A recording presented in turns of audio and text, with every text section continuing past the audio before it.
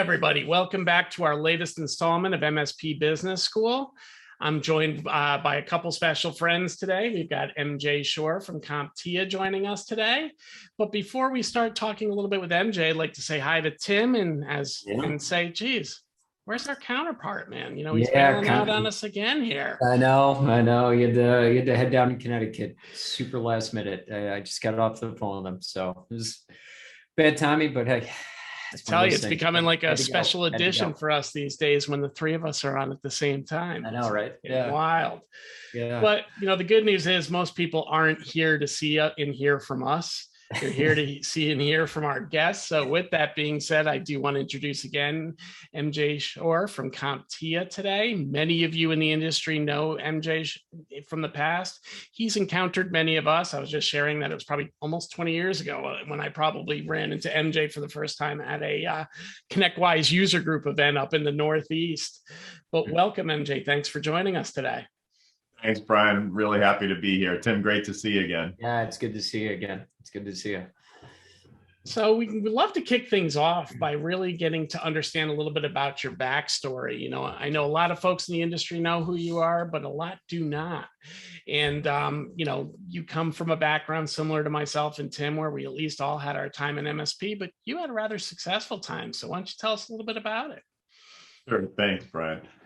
So yeah, I had my own MSP, a company called Generally Technology Group up in Portsmouth, New Hampshire, that I started in 1997, which seems frighteningly in the past, and ran that for just shy of 20 years when we were acquired by a friendly regional competitor. And then about 18 months after that acquisition, we were subsequently acquired by a national MSP. So I spent the majority of my career in a typical SMB MSP environment in a, I don't know if I would call it an urban market, but you know, more of a tertiary market in the early days, certainly, but a great market nonetheless. And then, you know, was with a more mid-sized, more regional player, and then was with a national player for a while, and worked out my contract and decided I wanted to do some consulting for a little while, which I did. And then I was recruited in to run the ISAO, which CompTIA started outside of CompTIA, but CompTIA eventually took it over and asked me to stay on and continue to run it. And so here I find myself working for CompTIA, which is kind of funny because I was a CompTIA member for all of those 25 or so years that I was an MSP. And then I even served a couple terms on the board and 3 years as chairman of the board. So now I look at things with so many lenses. I know I'm only wearing one pair of glasses, but I feel like there are about 5 or 6 different lenses in there that I'm looking through everything at, which, you know, I hope helps me really bring value back to our members. Yeah, I'm sure you get to look through that one lens specifically that the membership wants to hear, is that you were once in their seats and you're looking at things from that direction. Yep. Exactly. I will say this though, MJ, before we kind of go into some of the things that you're doing today with CompTIA, I'd love to talk a little bit about kind of your journey through the M&A process. You know, the M&A discussions have obviously gotten very heated in our industry. They've always been, but now with the private equity really taking a bigger role in our industry, it seems to be a common conversation I'm having with our clients we serve almost every single day. So I'd love to get your take of what that journey felt like, going from I'm in charge to I'm still kind of responsible for things too. Hey, now I'm in the belly of a bigger beast, right? Yeah, you're in charge for the most part, but maybe not fully. But I'm in charge, sort of, maybe. Yeah. It's funny, you know, my M&A path was completely non-traditional. I was not looking. I had no intentions of selling the business. It's kind of a funny story from that perspective. So unfortunately, I can't really give someone good advice in terms of how to find the right buyer or how to put yourself out there. Though I'm sure I could come up with some ideas, but those who know me know I'm as transparent as they come. So I want to be clear that I was kind of an accidental acquisition, if you will, or accidental is probably not the right word, but certainly unplanned, right? I was an oops baby myself, and my acquisition was probably an oops. But all kidding aside, you know, it's a funny story. because of some family circumstances, I had aging parents, and I had kind of taken my eye off the ball of the business for over the couple years leading up to the acquisition, which was in late 2015, actually December 2015. So that's 6 years ago now. And that was okay. I was very fortunate that I had grown a good MSP and had a good team and was able to take my eye off the ball and focus on what I needed to with family. But then, I saw that things were stabilizing and sort of working their way through their evolution. And so I really got back to, all right, now I want to get the business back on a growth curve again. I like that 20% year over year growth. Yeah. That was fun. Let's get back to that. And so I was thinking about, okay, here are some of the changes I think I'm going to need to make to sort of rekindle that fire. And ironically, I've had some friends in the industry that I've known before either of us were MSPs. I was their customer, dozens and 20 some odd years ago. And then I helped them launch their MSP and get into the space. And so we would get together once or twice a year and, just catch up, shoot the shit. We knew each other's family. Oops, sorry, probably shouldn't say that. It's all good on this. Fine. Yeah, trust me, that's not the worst thing that's been said. Fine. Rob's not with us today, so we thought. All right, so we're safe. I'm filling in for him. Yeah. So we would typically get together and just catch up, and see how each other were doing. And so we did that. It was the typical, I think it was in October or something, and it was the typical, let's catch up. And so we're sitting there, we're having lunch, and then one of the guys goes, so what do you think about, us acquiring you and you merging into our business? And I'm like, I think that wasn't the conversation I was planning on having today. And they go, no, but seriously, what do you think? And I'm like, I don't know, I wasn't planning. Yeah. That wasn't even on not my at radar. all why I thought we were coming here. Let me digest that for a minute. And so, we talked about it, and it was, it was like, that was one of those, who knew moments. You're like, there could be something here. It's certainly worth a conversation. So, I wasn't out shopping and putting company against company, but, I knew these folks, I trusted them. And so I seriously looked at it, and I started to do that age old, what they call it, the Ben Franklin, where you balance things out. Right. And I'm like, all right, so if I want to, if I really want to get back on this growth curve, here's what I think I'm going to need to do. I'm going to have to probably shed a couple people and, rebuild a little bit and refocus the business. Or now there's this new option that I hadn't even considered, which is to get acquired and fold in, become part of a 5-person executive team running this larger MSP. Mm-hmm. Okay, what does that mean for opportunity for the staff, for career development, for our clients in terms of breadth and depth of services and whatnot? This, the company that acquired me had a really brilliant name, as the CEO used to say. He's definitely not a marketing guy. It was Internet and Telephone LLC, right? Wow, there's a name. Wow, that was the first IT company ever. Right. He's like, he would always laugh. He's like, I'm not very original. What can I say? And I'm like, well, you got that down pat. But they originally started as a telco and broadband provider. They were providing internet and telephone services. That's the world that they had come from. But they had morphed into a really good MSP, really good process, really good, strategy and structure. And so as I looked at that, I sat back and I said, you know what, this, while not on the radar, is probably the right way to go for the staff, for the clients, the whole 9 yards. And I'm really pleased that I think we lost one client in the transition, and it was a client that we were going to lose anyway. If we didn't lose them, we probably were going to fire them. So, we had great retention from a client perspective. We lost about half our staff pretty quickly because they didn't want to make the extra commute. Being in New England, I was in New Hampshire, which has no sales or income tax. Yeah.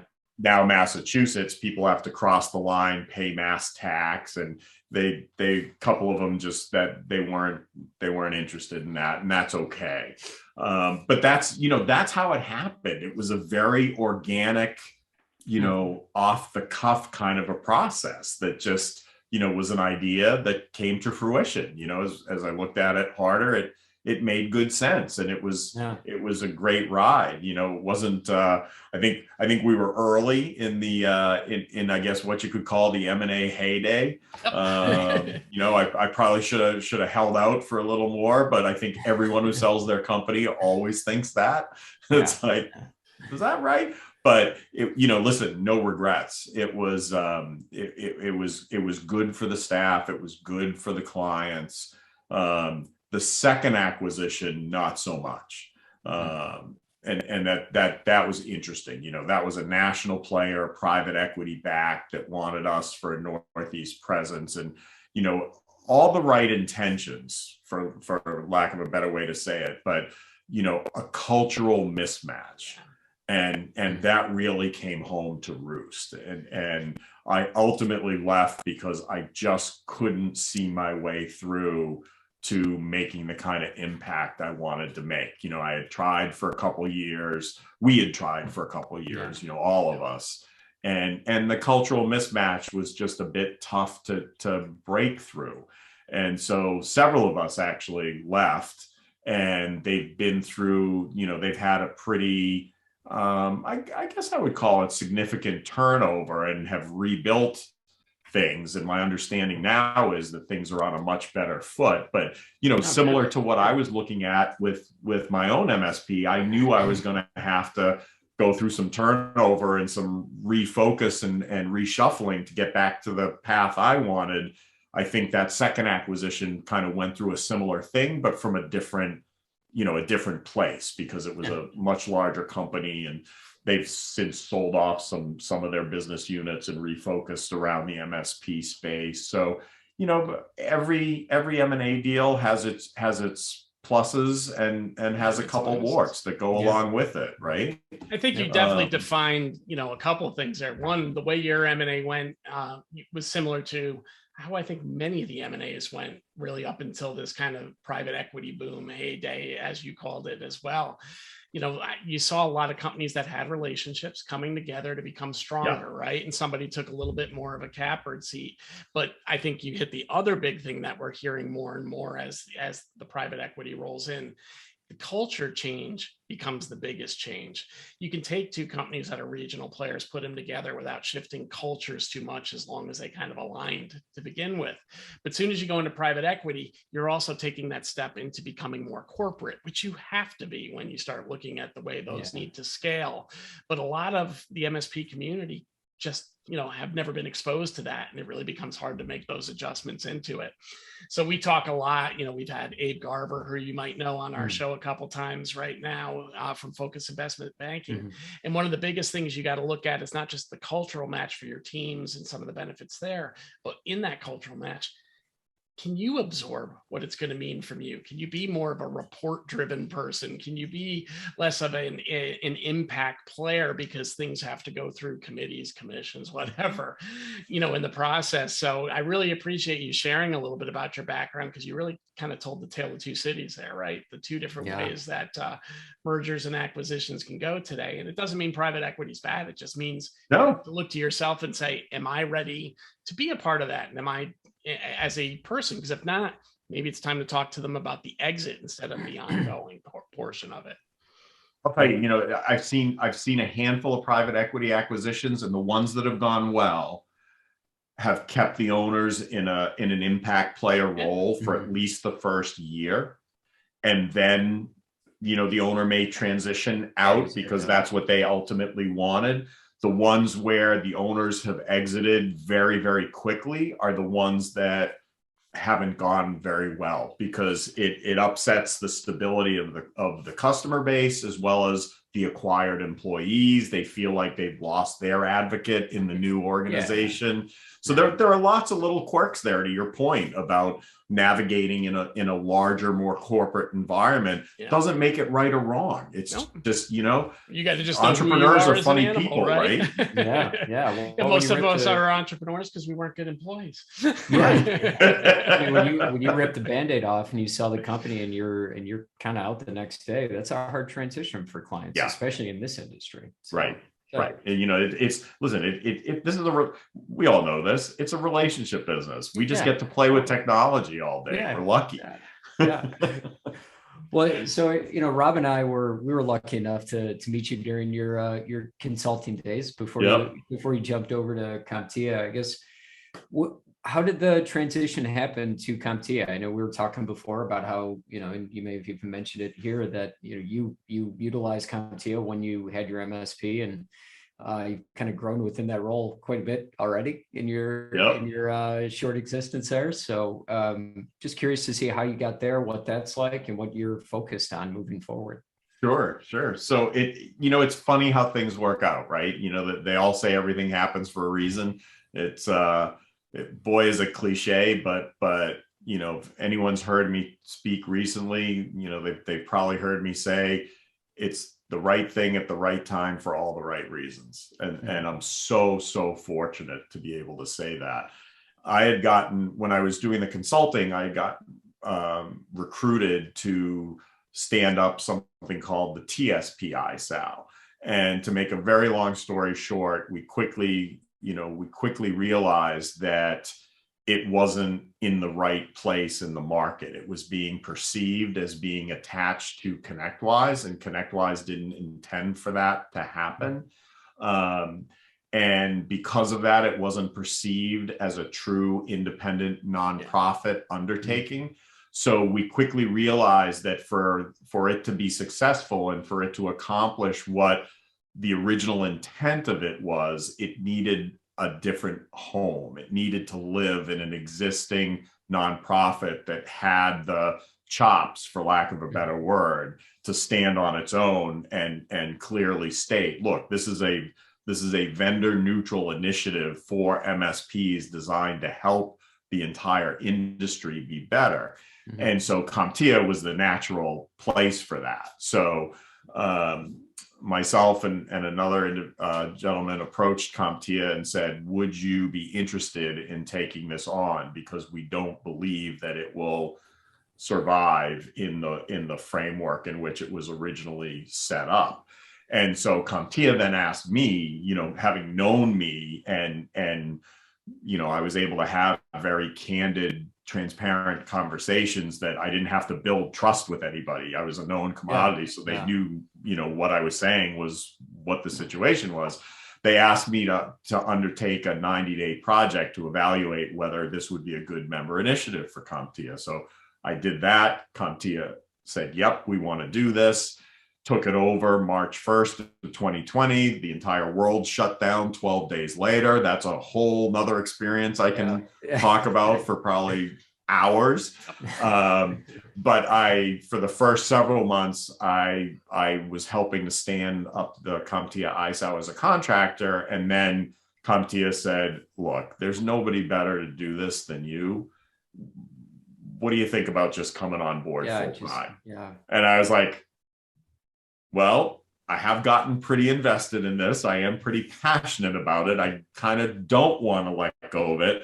Let me just see how quickly I can off land my other clients. And if I can do it on a timeline that works, then I'm definitely interested. And so fast forward, I handed off some clients, some folks that I handed some clients off to, and I handed some other ones around, and I told another client that they were okay. They didn't need me or anyone else anymore. And so, was quickly able to very softly land the clients that I had with other trusted consultants. And, I came on board with CompTIA full time a little over a year ago and haven't looked back, and just have had 100% focus on driving the ISAO and the value for our members. And it's been an absolute blast, and that's a credit to the amazing team that I've got around me. And just for for the for those of us out there who may not know what ISAO stands for, what does that stand for, and what's can you just get into that a little bit? Yeah, no, absolutely. And it's interesting. I'm glad you asked that, because we spent much more time than we expected educating the market about that very thing. So an ISAO is an information sharing and analysis organization. What that means at its core is that we share cyber threat intelligence that we gather from public and private sources. So we get it from private industry feeds, government feeds, from Homeland Security, things like that. These are chunks of, in some cases, very raw data that talk about the threat landscape out there, what the active exploits are, what the 0 days are, the vulnerabilities that exist. Sometimes that can be a collection of indicators, IP addresses, URLs, file names, CVEs, indicators of compromise are called IOCs, like anything in technology, acronym soup, right? But it's somewhat raw and unfiltered data. So the role of an ISAO and the counterpart to an ISAO is an ISAC. ISACs have actually been around longer. The only difference being the last letter. In an ISAC, it's Information Sharing and Analysis Center. In an ISAO, it's Information Sharing and Analysis Organization. The ISACs focus on critical infrastructure. So think of banking, healthcare, aviation, natural gas, nuclear energy. There are ISACs just focused on those quote unquote critical infrastructure segments. And they have very focused, smaller memberships that are tightly wound around their, the information sharing that they need. ISAOs form around communities of interest, vertical industries, trade associations. There we are. CompTIA is a not-for-profit trade association in the IT industry. So that's why we're able to do similar work for a much broader audience, but still a focused audience, right? There's, we're focused on the MSP space. So we have about 1,255 member companies right now. We bring in that threat information, we turn it into understandable and actionable reports. So, for anyone who's old enough to remember the newspaper, I always talk about the newspaper analogy of above the fold, below the fold, right? Above the fold, that's where you always put the catchy picture or the catchy headline so that somebody buys the paper. And then when they open it, below the fold is the whole story, which can sometimes not be that exciting. We try to take a similar approach. So when we issue an alert or a threat report to our members, it's a very standardized format. It's a summary. Here's the issue. There are the analyst comments. This is what this is. This is the risk to your business and your customers. And then the most important part, the below the fold details are, here are the mitigation steps you can take. Here's what you can do to protect yourself against this risk. And then all of the relevant sources or materials that are out there, whether we're linking back to a government advisory, a private industry advisory, a listing somewhere, what have you. So, smaller MSPs who don't have cyber analysts on staff can very easily read these reports, quickly understand what the risk is and what, if anything, they need to do about it. More cyber mature MSPs who may have cyber analysts on staff, might have their own SOC or SIM tools.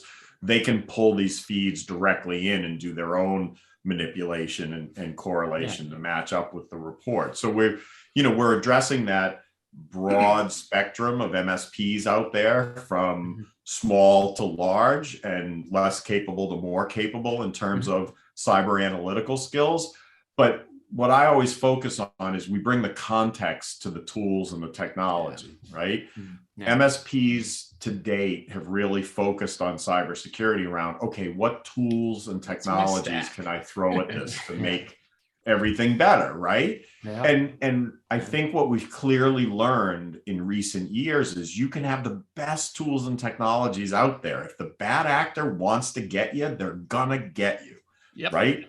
If the federal government, Target, pick your anybody, pick anything, pick any brand name, any country in the world.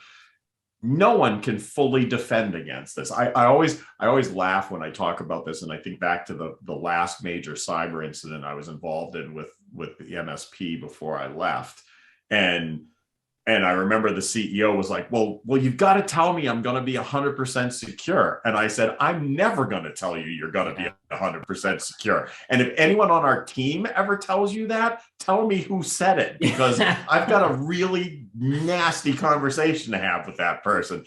And the funny part was they had the lawyer, accountant, their insurance broker. Oh, it was a risk manager. There was a risk manager from the insurance company, I think, who was on, and he interrupted me. And I can't remember the CEO's name, but he said, let's just say his name was Tom. He said, Tom, I want you to pay attention to what MJ just said, because if he hadn't said that, I was about to say that. You will never be 100% secure, and you've got to wrap your head around that. And so, I've always felt that way. And so I look at what we're doing in the ISAO as providing necessary context to how you choose, deploy, and most importantly, monitor those tools and technologies. Because if you don't know what to watch for, there's so much noise coming out of our systems. How are you going to, you don't have a chance to find it. So we're not going to plug all the holes. That's not our role. But our role is to educate and elevate and improve and provide you that context of what you should be listening for to know if any of your customers or yourself as an MSP are at risk. Well, that's some critical stuff right there, MJ, because what you really hit on is one, I think the MSPs don't understand how much information sharing can benefit them and how important it really is to kind of have that built into your processes. But yet the regulations they all say they're adhering to speak to it and amongst the standards that usually get assessed. The other part is, I don't think they've yet recognized the opportunity for advisory that's out there for the MSP as we move into the next generation of what do we do, right? That there's 100%. A level of governance, there's a level of leadership that can be brought to their customers at a new level, not just that stack. The stack only gives you some preventive measures, but if you don't know what to do with the information when the threat that will absolutely happen, unfortunately, strikes you. We could have a different conversation about cyber insurance and the challenges there as a result of that, right? But really, I actually just did an interview with the global head of risk for the Hartford cyber. I've got a video series called Shoring Up Security, which is a play on my last name.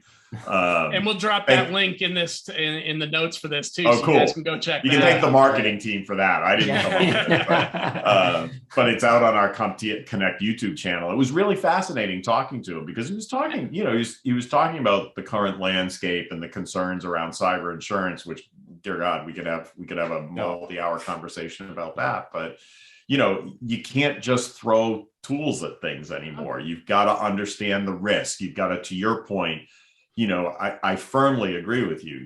MSPs need to evolve and become more of a business ally to their customers and help them understand what the risk is, what their risk profile looks like, what their attack vectors are, what they can do. They need to make responsible investments in cybersecurity tools for sure. But, education is still one of the biggest gaps we've got. I jokingly said one time years and years ago, I testified to a congressional subcommittee about cyber. And I jokingly said to one of the reps, though I was serious, there's no technology in the world that can get between your index finger and the enter key. And, here we are many, many years later, and not much has changed. Yeah, still the same. Most successful breaches come down to a human mistake that subverts all of the defenses that have been put in place. Yeah, you're only as good as your weakest link, and the weakest link is usually the person. People 100%. Always remain the problem, right? If it weren't for people, we'd all be great, right? And as one of those guys that firmly attests to that the problem always exists between the chair and my keyboard, I do want to make sure, I know, MJ, you've got some time constraints here, but I do want to make sure that we get people to understand exactly what's available to them from CompTIA and how they can get more involved with your side of the organization as well before we let you go. Yeah, no, thanks. I appreciate that. CompTIA is such a diverse organization, and we've always said internally, the best kept secret in the industry. When I was an MSP, it was the happiest, check I wrote every year, because I used to consume the content like crazy. And so we make available all kinds of content and education to our members. A lot of it's co-brandable. So, we recently put out our 2021 cybersecurity report, our 2021 State of the Industry report. You can download and co-brand these things with your own logo and contact information and share it with customers when you meet with them. And I used to do that all the time. And invariably, I'd find a couple of nuggets in these reports that would reinforce whatever I had already been talking to the customer about. And I'd say, look, here's our vendor neutral, not-for-profit industry trade association that's talking about this very thing that we've been talking about. And I got many customers to move off the needle and pull the trigger on things that we've been talking about with that third-party validation. But that's just one element. We have communities that you can get involved in. So we have a managed services community. We've got a cybersecurity community. We've got many others that you can engage with. We have technology interest groups. You can engage with CompTIA a number of different ways. It's free to register. We've got over 250,000 registered members. We make a lot of content and our technology interest groups available, which are online forums to registered members. You can join CompTIA. It's very inexpensive. It's $350 a year. You get access to our education, our research. You can be an active community member, volunteer leader. You can attend our events for free. We have 3 events a year. Just a tremendous amount of educational and business enabling content. We've got an MSP mastery course. We're finalizing our cybersecurity mastery course.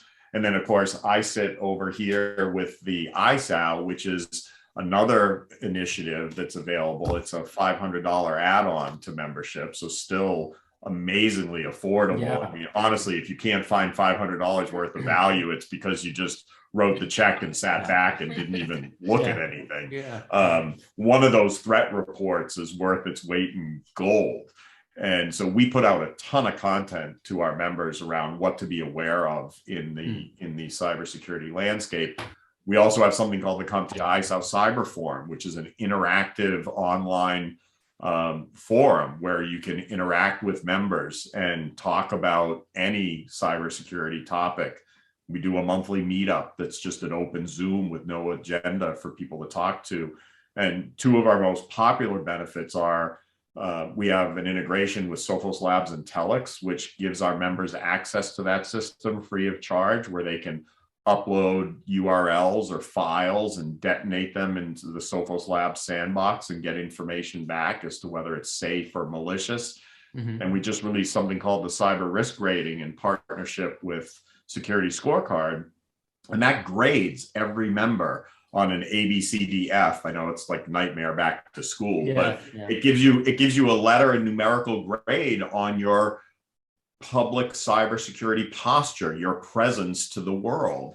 And in the first 20 days, after we released that, there was a 58% increase in the number of members scoring A than on the day we launched, which was huge. I was thrilled to see that, because taking steps. That's awesome. It's not the be all end all, right? I'll be very clear about that. It's one measure, but this is something that you can easily report on to your prospects and customers that shows that you're doing the right things and taking cybersecurity seriously.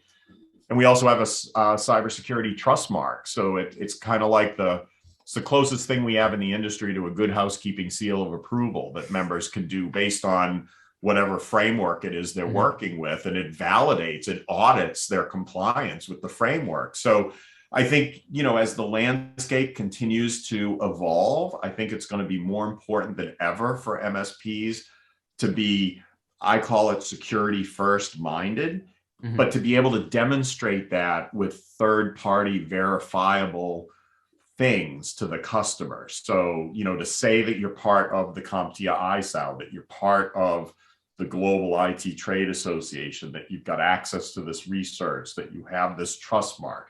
That's how you're going to be able to set yourself apart from all the noise out there and say, look, we take this very seriously, and we're doing everything we can to ensure that our business is safe, which benefits you, and obviously that your business is safe, which benefits you and your customers. So it's, you know, complex, but definitely achievable. And for us, it's all about helping the MSP. You know, as a not-for-profit, every penny we bring in goes right back into the member benefits. And of course, we have our CompTIA certification business as well.